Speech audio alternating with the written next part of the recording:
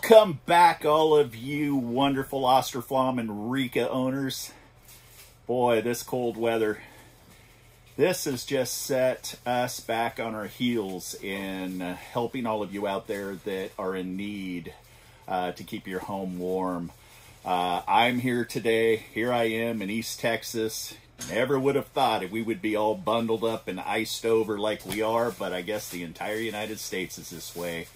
And Julie and I literally are experiencing anywhere from a dozen up to, I think, yesterday or the day before, we had over 24 individuals email us with problems. We had a couple emergencies to where it was their only heat source. Unfortunately, there's only so much that we can do over the internet or over the phone, which is going to lead me into my next statement here. During these times, I cannot speak on the phone. I apologize. I'm not trying to be rude here or disrespectful in any way. It's just that literally, in order to help you out there, figure out what the problems are that you're having, I have to email. And the reason why emailing is so good is it creates a thread or a record of what we've discussed.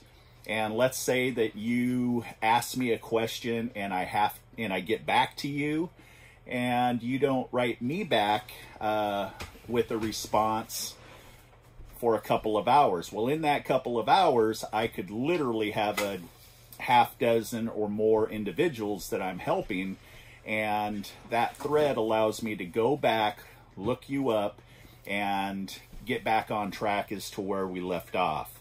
So emailing, please, is the only way that I can contact or respond to anybody right now. Yesterday, I sat on the computer assisting individuals from around 9 o'clock in the morning until 7 o'clock at night, and talk about feeling punch drunk and loopy. I was just like totally brain dead, which, hey, that's what this is all about. We're here to assist you, keep you warm, and, you know, make sure that there's no dangerous situations out there of freezing, or especially letting the heat go out and your pipes freeze. So the last, I would probably say 4 or 5 days, we have had several individuals that have had problems due to the snow. Why would snow create a problem with your Austroflamm or rika? Well, let me tell you. A lot of individuals have chimneys that aren't sticking out of their roofs very far, or they're horizontally exiting the home, and what happens is snow drifts blow up and cover the chimney exhaust port, which then will create havoc with your air sensor and your stove will shut down. I helped an individual the other day to where we went through the entire stove. Everything seemed to be working fine, but the stove kept going out. Well, the problem with that was, excuse me, my dog is, my dog's acting a little lazy. She doesn't want to go out. But over the discussion of trying to help this person out, it finally came up to where I said, do you have, you know, a horizontal or a vertical chimney system? Well, it happened to be a horizontal chimney system, and they had over 2 feet of snow, and the exhaust port was only about 18 inches, 20 inches off the ground. So a snowbank actually blew up, and when they started it up in the morning, it hadn't been running, so there was no melting of the snow, and it literally buried the pipe. That stove was not going to start no matter what, because if it doesn't have the proper ventilation, it's not going to run for you. If by chance it does start up and it does burn for you for a little bit, I can tell you you might get lucky and melt all the snow off, but you're probably going to experience that your stove is shutting down randomly, and you're going to be calling, or you're going to actually email us, and we're going to have to figure out if it has to be a snow issue. Another problem that's going on out there is individuals do have enough pipe that sticks out of their roof, but the problem is the chimney cap. Especially if you get a lot of snow up on the chimney cap and you have, say, some warm air comes in and it starts dripping, you can literally have that chimney cap plugged up with snow or ice, and it won't have any ventilation. That's kind of a bad situation, because if your roof is coated with ice and you can't get up to remove the chimney cap, then there's not really much that you can do. Don't try to put on your corkers or your golf cleats and try to scale that roof, guys. I've fallen off a couple of roofs thinking that my corkers were going to keep me on the roof, but unfortunately it didn't. Another thing that Julie and I experienced within the last couple of days is we had a customer that said all of a sudden their stove stopped running and water actually was coming down the inside of the chimney. Now, what we ended up finding out is that this was in an area that ended up receiving like 4 or 6 feet of snow within 24 hours. And the snow up on the roof actually collapsed the chimney stack. It actually broke the pellet vent pipe off, and it dropped a ton of snow down inside of the pellet vent, and it puddled behind their stove. So it was actually a good thing that the water did end up coming down the chimney and alerting them that they had a problem, due to the fact that where it ended up snapping off was down at the roof flashing, which was very close to the combustibles. So sparks and high temperatures could have seriously ended up catching the house on fire. So that was a win for us in helping that individual. They did have to shut their stove down. I believe they finally got up, cleaned the roof off, and they were able to reattach the pipe. Now, the pipe was somewhat damaged, but they were able to kind of get it back together, and then they got some silicone and some metal tape, and they sealed it all up. So snow is a definite danger, especially when that heavy snow drift starts sliding down. Now, if by chance you happen to have a chimney system that has a joint above the roof flashing to where it can end up snapping off, you really should end up putting on what's called roof support bars. Roof support bars is going to stabilize any chimney pipe that is above your roof flashing on up.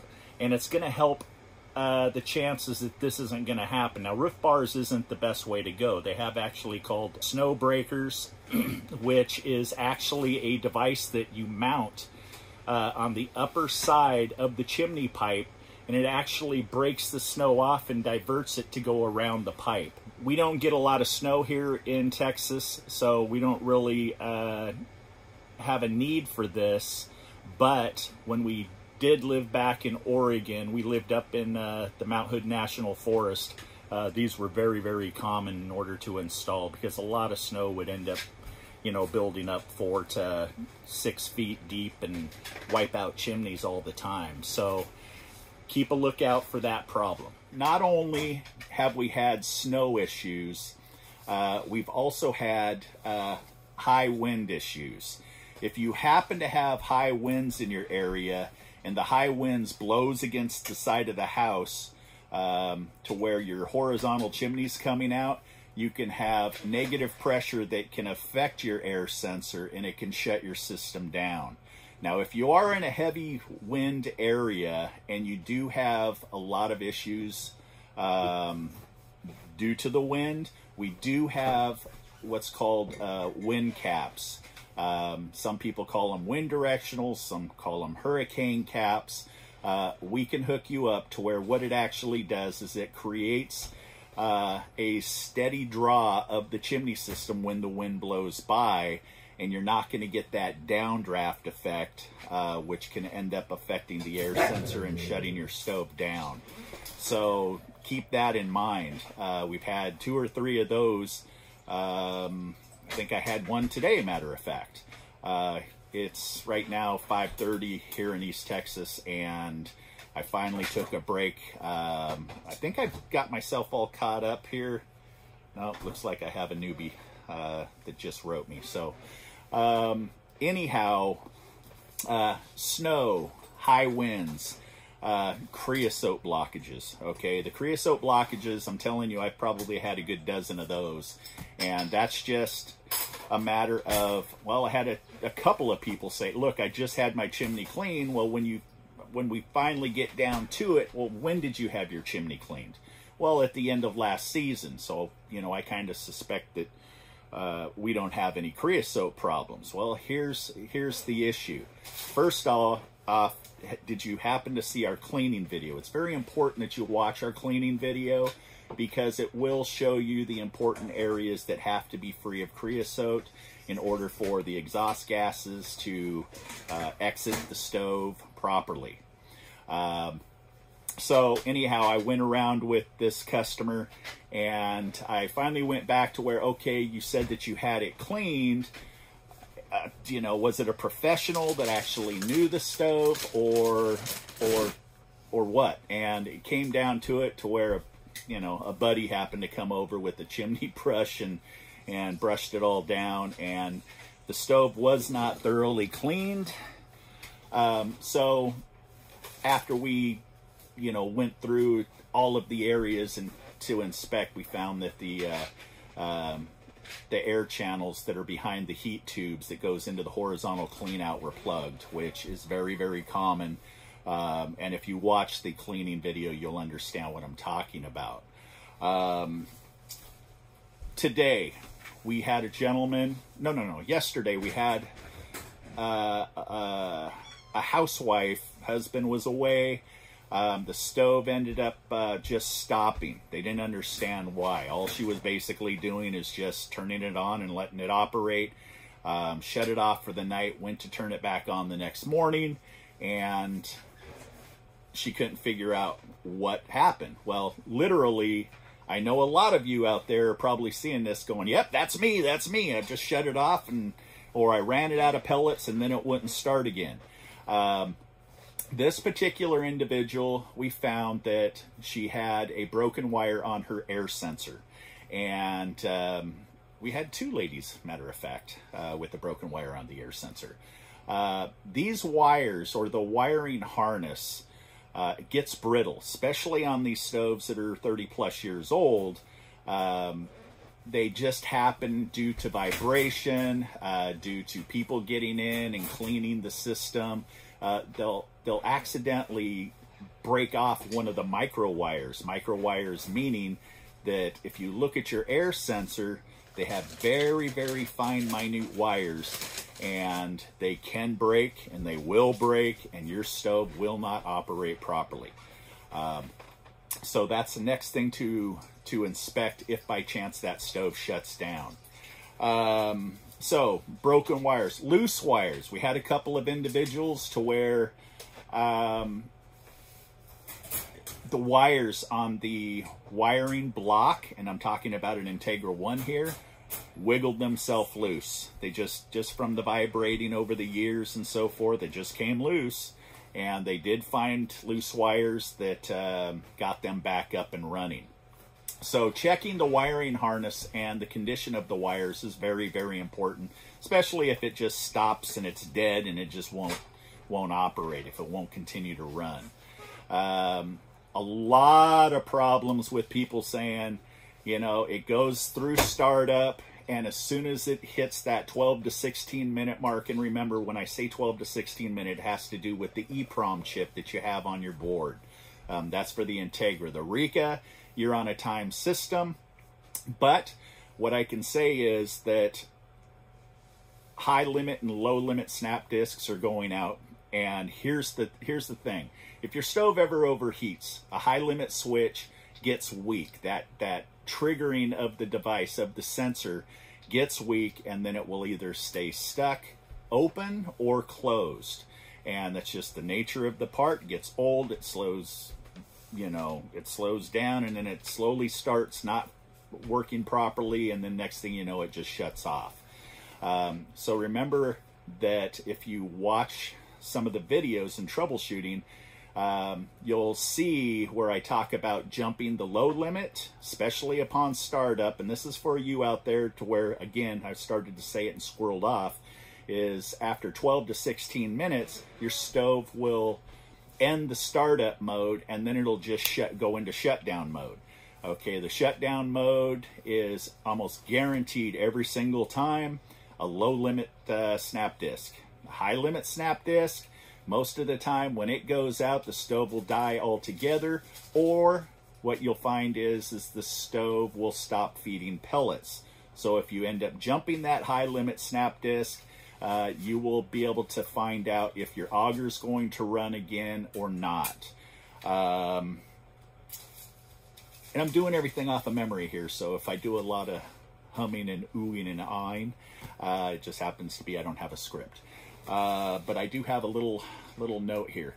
A lot of wet pellets. A lot of individuals keep their pellets outside or in areas to where they can get rained upon. Wet pellets is it's just one of those things to where part of the bag could, be burning really well, and then the next thing you know, part of the bag that was exposed to the elements could all of a sudden get cycled into the hopper to where it's dropping. Next thing you know, they're not burning properly and the stove's going out.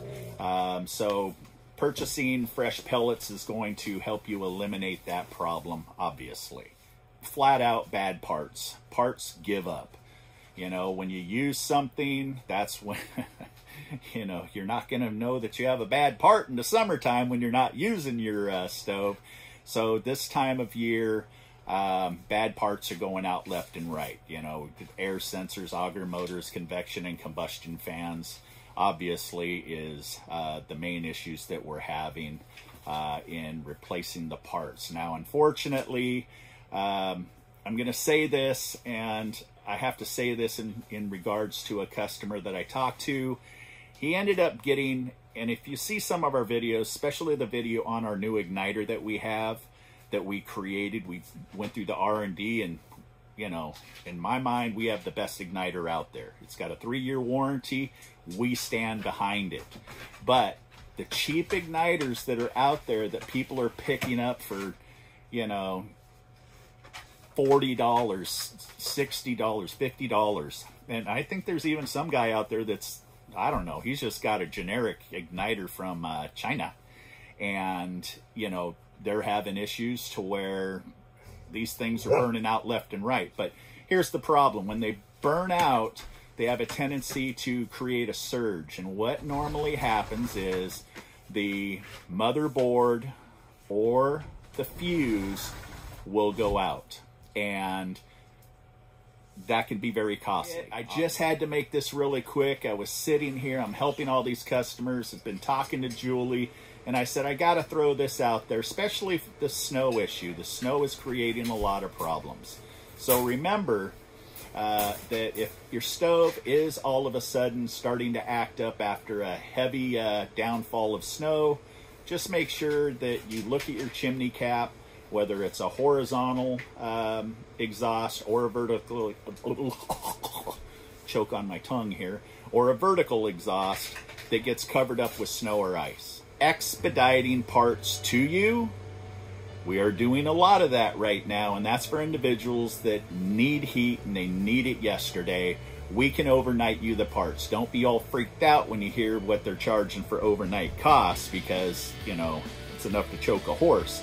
But when it comes to keeping your pipes from freezing or keeping your home warm, then we're willing to take the extra measures of heading to UPS, FedEx, or wherever. We don't really like UPS because you've seen the shipping damage video, and we try not to use them any more than we have to. But if it is what it is. So again, you guys stay safe out there. We love y'all. We appreciate all the wonderful comments. And my Cowboys, they got waxed. Peace.